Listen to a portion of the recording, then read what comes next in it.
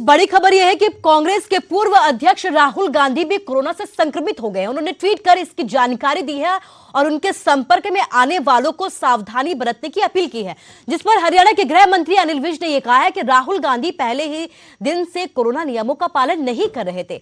विज ने राहुल गांधी को यह सलाह दी है कि अगर दिल्ली के अस्पताल में उनको बेड ना मिले तो वो हरियाणा में आए, उनका इलाज बेहतर तरीके से किया जाएगा।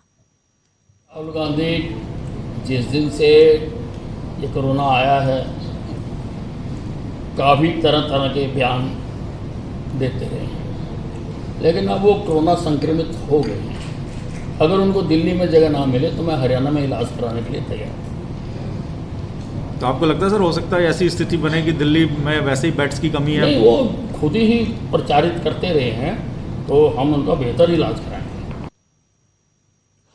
रेमडेसिविर इंजेक्शन की कालाबाजारी के मामले सामने आने के बाद अब हरियाणा सरकार सख्त हो गई है। पुलिस ने रेमडेसिविर की कालाबाजारी करने वाले 3 लोगों को अब गिरफ्तार किया है।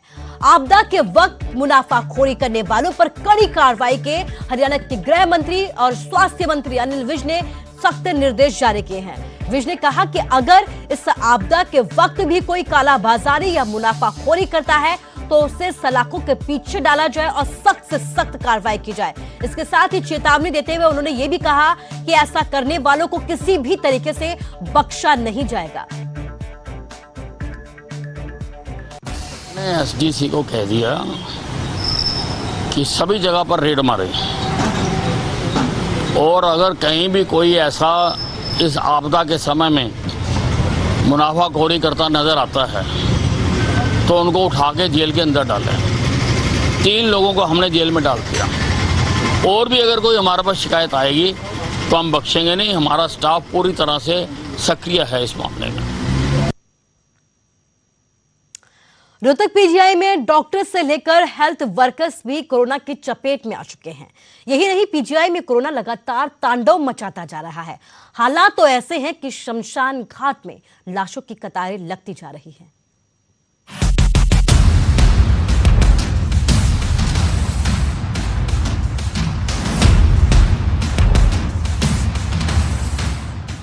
शहर शहर कोरोना का कहर है। जानलेवा वायरस पर काबू पाने की हर कोशिश विफल साबित हो रही है। पीजीआई रोहतक में तो कोरोना का ऐसा कहर बरपा है कि पिछले 24 घंटे में 11 लोगों की मौत हो चुकी है और सिर्फ अप्रैल महीने में ही अब तक कोरोना से 80 लोग जान गंवा चुके हैं। दिनों दिन मौत का आंकड़ा इतनी तेजी से बढ़ रहा है कि शमशान घाट में जहां देखो वहां लाशें जल रही हैं। आप मेरे पीछे जलती हुई चिताएं देख रहे होंगे। ये उन लोगों की हैं जो कोरोना की वजह से काल का ग्रास बने हैं। फिलहाल हम रोहतक के वैश्य कॉलेज के शमशान घाट में खड़े हैं और एक साथ 6 लोगों का यहाँ पर अंतिम संस्कार हुआ है। इन सब को रोहतक पीजीआई से लाया गया था और इलाज के दौरान इनकी मौत हुई है। अगर सिर्फ आज की बात करें तो रोहतक पीजीआई में 1100 अंतिम संस्कार का इंतज़ार कर रहे थे, जिनमें से 6 का अभी हो चुका है। 5 शाम को लाए जाएंगे और बताया जा रहा है कि एक निजी हॉस्पिटल में भी एक शख्स की मौत हो गई, यानी कि 600 शाम को भी आएंगे। और इस शमशान घाट की ये नीति बन गई। 1 अप्रैल से ये सिलसिला लगातार चल रहा है और अब तक 80 से ज़्यादा लोगों का कोरोना प्रोटोकॉल के तहत अंतिम संस्कार हो चुका है और ये सिलसिला बदस्तूर जारी है।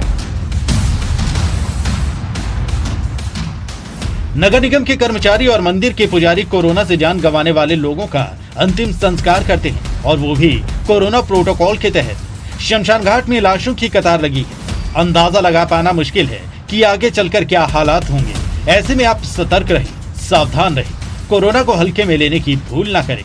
धीरेन्द्र चौधरी, न्यूज़ 18 रोहतक।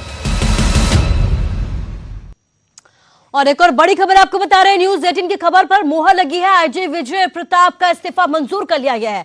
कुंवर प्रताप को मिली स्वैच्छिक सेवानिवृत्ति, राज्यपाल से रिटायरमेंट का आवेदन मंजूर किया गया है। पंजाब सरकार की ओर से नोटिफिकेशन भी जारी कर दिया गया है। हाईकोर्ट के फैसले के बाद कुंवर प्रताप ने इस्तीफा दिया था और अब न्यूज 18 की खबर पर मुहर लगी है। आईजी कुंवर प्रताप का इस्तीफा मंजूर कर लिया गया है। सबसे पहले न्यूज 18 ने आपको ये खबर दिखाई थी, इस्तीफे की खबर दिखाई थी और अब न्यूज 18 की खबर पर मुहर लगी है। आईजी कुंवर विजय प्रताप का इस्तीफा मंजूर कर लिया गया। कुंवर प्रताप को स्वैच्छिक सेवानिवृत्ति मिल गई है। राज्यपाल ने रिटायरमेंट का आवेदन मंजूर कर लिया है। तो हाईकोर्ट के फैसले के बाद कुंवर विजय प्रताप ने अपना इस्तीफा दिया था और अब बड़ी बात यह है कि उनके इस्तीफे को मंजूर कर लिया गया है।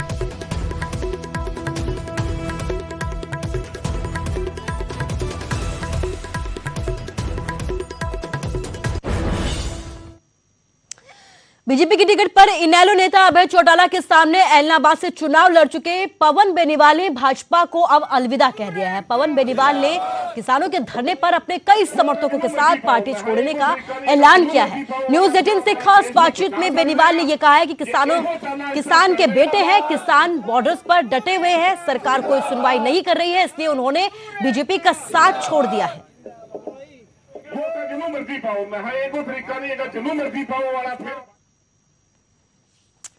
चलिए आगे बढ़ते हैं। रिलायंस इंडस्ट्रीज लिमिटेड कोविड प्रभावित राज्यों को रोजाना 700 टन ऑक्सीजन की सप्लाई करेगी। इसके लिए कंपनी गुजरात के जामनगर की अपनी रिफाइनरीज की मैन्युफैक्चरिंग क्षमता को सुधार रही है। ये ऑक्सीजन राज्यों को बिना किसी पैसे के मुफ्त में दी जाएगी। जानकारी के मुताबिक जामनगर की रिफाइनरी पहले 100 टन ऑक्सीजन की मैन्युफैक्चरिंग कर रही थी और अब इसे बढ़ाकर 700 टन करने का फैसला लिया गया है। जिन राज्यों में इसकी सप्लाई होगी उनमें गुजरात, महाराष्ट्र, मध्य प्रदेश प्रमुख तौर पर है। यहां पर रोजाना 70,000 से ज्यादा मरीज आ रहे हैं।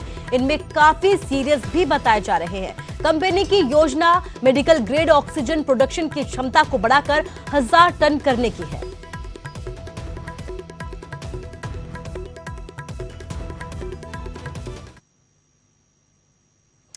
और फिलहाल के लिए इस बुलेटिन में इतना ही, लेकिन न्यूज 18 आपसे लगातार अपील कर रहा है कि जागरूक रहिए, घबराए नहीं, एहतियात जरूर बरतें। नमस्कार।